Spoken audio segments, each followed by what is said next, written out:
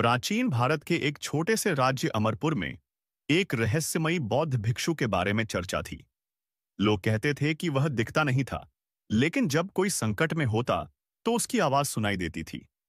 राजा चंद्रकेतु ने कई बार इस भिक्षु के बारे में सुना था, लेकिन उसे विश्वास नहीं था। लेकिन अचानक एक रात राजा को अजीब सपना आया। एक अदृश्य भिक्षु राजमहल के खजाने के पास खड़ा है और कह रहा है कि यदि तुम अपनी लालच छोड़ दोगे तो तुम्हें असली सुख मिलेगा। दूसरे दिन सुबह उठकर राजा ने अपने मंत्रियों से पूछा, क्या किसी ने इस अदृश्य भिक्षु को देखा है?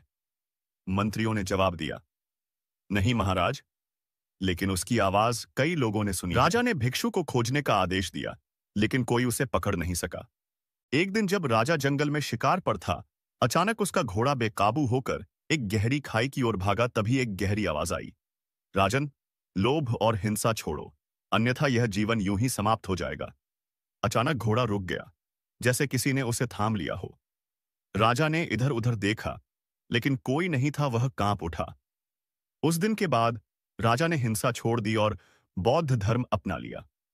उसने अमरपुर में एक विशाल स्तूप बनवाया, जहां हर साल लोग आते और भिक्षु की अदृश्य आवाज सुनने की कोशिश करते। कोई नहीं जानता था कि वह भिक्षु कौन था, लेकिन कुछ कहते थे कि वह समाधि में लीन एक आत्मा थी, जो सिर्फ अच्छे कर्म करने वालों को ही दिखाई देती थी। और इस तरह अदृश्य बौद्ध भिक्षु की कहानी अमर हो